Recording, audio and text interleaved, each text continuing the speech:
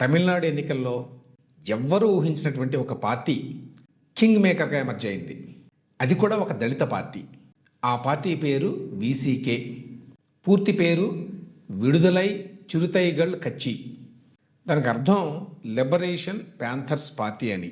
తెలుగులో చెప్పాలి అంటే చిరుతల అంటే చిరుత పులుల విమోచన పార్టీ అని అర్థం.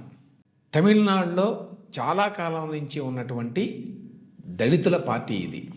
ఈ పార్టీని 90వ దశకంలో తిరుమావళవన్ అని ఆయన స్థాపించాడు.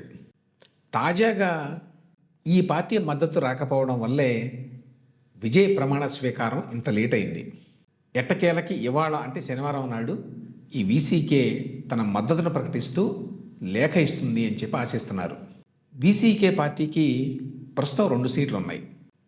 విజయ్కి 108 సీట్లు ఉన్నాయి కదా. కాంగ్రెస్ పార్టీకి 5 సీట్లు, సిపిఐ సిపిఎంకి చెరి 2 సీట్లు ఉన్నాయి. మొత్తం కలిపితే 117 సీట్లు అవుతాయి. కానీ విజయ్ గవర్నమెంట్ ఫామ్ చేయాలి అంటే 1 సీటు తగ్గుతుంది సాధారణ మెజారిటీకి. అందువల్లనే గవర్నర్ ఆహ్వానించాల.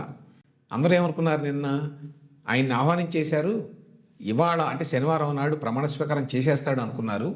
కానీ ఆ 1 సీటు తగ్గింది, ఎందుకంటే వీసీకే లేఖ ఇవ్వలేదు కాబట్టి. అంతకుముందు ఏమైందంటే యాక్చువల్గా ఇండియన్ యూనియన్ ముస్లిం లీగ్ అని చెప్పి ఒక పార్టీ ఉంది తమిళనాడులో. వాళ్ళకు కూడా 2 సీట్లు వచ్చినాయి. ఆ పార్టీకి చెందినటువంటి ఒక ఎమ్మెల్యే విజయ్ పార్టీకి మద్దతు ఇస్తున్నాడు అని చెప్పి ఆయన సంతకాన్ని కూడా విజయ్ నిన్న చూపించాడట గవర్నర్ గారికి.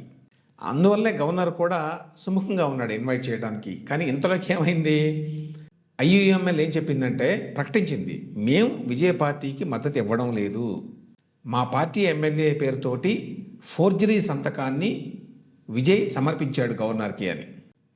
దాంతో గవర్నర్ గారు వెనకడుగు వేశాడు. ఇవాళ జరగాల్సినటువంటి విజయ ప్రమాణ స్వీకారం ఆగిపోయింది. సో ఇప్పుడు ఎట్టకేలకి ఈ వీసీకే మద్దతుతోటి విజయ్ ప్రభుత్వాన్ని ఏర్పరచడానికి మార్గం సుగమమైంది. వీసీకే వాళ్ళు లెటర్ ఇవ్వడమే తరువాయి గవర్నర్ గారు విజయ్ని ఆహ్వానిస్తారు. ఎందుకు వెంటనే ఇవ్వలేదో చెప్తాను తర్వాత. ముందుగా అసలు ఈ వీసీకే పార్టీ ఏమిటి? తమిళనాడులో దళితుల పార్టీగా దాదాపు 25 ఏళ్ల కిందట వీసీకే ఏర్పడింది. మొదట్లో వాళ్ళు ఎన్నికల్లో పాల్గొనలా. ఆ తర్వాత పాల్గొన్నా కూడా చాలా కాలం పాటు వాళ్ళు గెలవలేదు. 2001లో ఆ పార్టీ నాయకుడు తిరుమావళవన్ గెలిచారు అసెంబ్లీకి. అయితే ఆ పార్టీకి ఒక సమస్య వచ్చింది, అన్నీ దళిత పార్టీస్ మాదిరిగానే. ఏంటంటే దళితుల కోసమే పోరాడాలా, లేకపోతే మిగతా కులాలను కూడా కలుపుకుపోవాలా అనేటువంటి ఒక సందిగ్ధత ఈ దళితుల పార్టీలకు ఉంటాయి జనరల్గా. చాలా కాలం పాటు మిగతా కులాల వాళ్ళు ఈ పార్టీని ఆదరించలేదు. దళితులు కూడా ఫుల్ఫిలెడ్జ్డ్గా వీసీకేని ఆదరించాల. ఎట్టకేలకు 2006లో వీసీకేకి 2 సీట్లు వచ్చినాయి అసెంబ్లీలో. ఆ తర్వాత 2021లో 4 అసెంబ్లీ సీట్లు వచ్చినాయి. ఇప్పుడు యాక్చువల్గా తగ్గినాయి, 26లో మళ్ళీ 2 వచ్చినాయి. 2 వచ్చినా కూడా చాలా కీలకమైనటువంటి అడ్వాంటేజెస్ పొజిషన్లో వీసీకే ఉంది. వీసీకే పొలిటికల్ ఫిలాసఫీ ఏంటి? వాళ్ళు దళితుల కోసం అని చెప్పాను. సో వాళ్ళు అంబేద్కరైట్ పాలిటిక్స్ని ద్రవిడియన్ పాలిటిక్స్ని కలిపి తమ ఐడియాలజీ కింద రూపొందించుకున్నారు. బీజేపీకి మేము పూర్తిగా వ్యతిరేకం, హిందూ నేషనలిజంకి మేము పూర్తిగా వ్యతిరేకం అని చెప్పి ఈ పార్టీ గతంలో చాలాసార్లు స్పష్టం చేసింది. ఇన్ఫ్యాక్ట్ ఒక దశలో ఈ పార్టీతోటి పొత్తు కోసం బీజేపీ ప్రయత్నించిందట, కానీ వీసీకే అందుకు సిద్ధపడలా.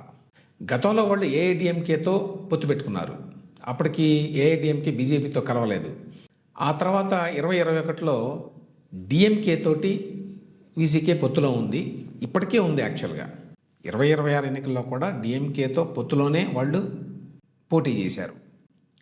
అయితే గతంలో ఎప్పుడూ కూడా వీసీకే ప్రభుత్వంలో చేరలా, అంటే లాస్ట్ డిఎంకే గవర్నమెంట్లో కూడా చేరలా వాళ్ళు. అంటే డిఎంకేకి ఆల్రెడీ మెజారిటీ కూడా ఉందనుకోండి. అయితే ఇప్పుడు వీసీకే పంట పండింది. ఎందుకంటే ఆ పార్టీ మద్దతు విజయ్కి చాలా కీలకం. అంటే వాళ్ళ మద్దతు లేకపోతే ఆయన ప్రభుత్వాన్ని ఏర్పాటు చేయలేడు. అందుకని ఇంత డిలే అయింది. సో దీన్ని అడ్వాంటేజ్గా తీసుకొని వీసీకే ఇప్పుడు మంత్రి పదవుల్ని డిమాండ్ చేస్తోంది. దాని గురించిన ఆ చర్చలు ఇంకా పూర్తి కాకపోవడం వల్లే వీసీకే గత 3-4 రోజులుగా ఓపెన్గా మద్దతును ప్రకటించలేదు, లేఖ ఇవ్వలేదు. లేటెస్ట్ న్యూస్ ఏంటంటే వీసీకే పార్టీ నాయకుడు తిరుమావళవన్ మా పార్టీకి ఉప ముఖ్యమంత్రి పదవి కావాలి అని చెప్పి విజయ్ని డిమాండ్ చేస్తున్నాడట. ఒక మంత్రి పదవి, ఉప ముఖ్యమంత్రి పదవి. ఈ ఉప ముఖ్యమంత్రి పదవి కూడా ఆ పార్టీ నాయకుడైనటువంటి తిరుమావళవన్కే ఆయన కోసం అడుగుతున్నారు. ఆయన ప్రస్తుతం ఎంపీ, ఆయన మూడోసారి ఎంపీ చిదంబరం నుంచి.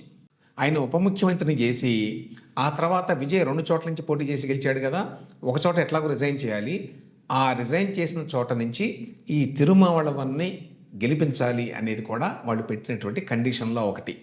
అయితే విజయ్ ఇప్పుడు మంత్రి పదవిని అయితే ఇవ్వడానికి ఒప్పుకున్నాడు 2 ఎమ్మెల్యేలో ఒకళ్ళకి. అయితే తిరుమావళవన్కి ఉప ముఖ్యమంత్రి ఇచ్చేటువంటి అంశంలోనే తర్జన భర్జన జరుగుతున్నాయి. అందులో ఉప ముఖ్యమంత్రి గురించి ఇంతవరకు క్లారిటీ లేదు. బహుశా అందుకే వీసీకే తమ మద్దతుకు సంబంధించిన లేఖని ఇంకా ఇవ్వాల. అది ఒక కొలిక్కి వస్తుంది, ఇవాళ ఇద్దాము అనేటువంటి ఉద్దేశం అయితే ఉన్నది అని చెప్పి ఇప్పుడు సమాచారం. మొత్తం మీద ఏంటంటే విజయ ప్రభుత్వంలో ఈ దళిత్ పార్టీ చేరడం అయితే దాదాపుగా ఖాయమేనంటే. మంత్రి పదవి కూడా ఖాయమే. ఉప ముఖ్యమంత్రి పదవి ఇస్తారా లేదా అనేది చూడాలి. విజయ్ ఎందుకు ఒప్పుకుంటాడో లేదో చూడాలి. మొత్తంగా దక్షిణ భారతదేశంలో ఒక దళిత పార్టీ తన సొంత బలం మీద మంత్రి పదవిని సంపాదించుకోవటం బహుశా ఇదే మొదటిసారి.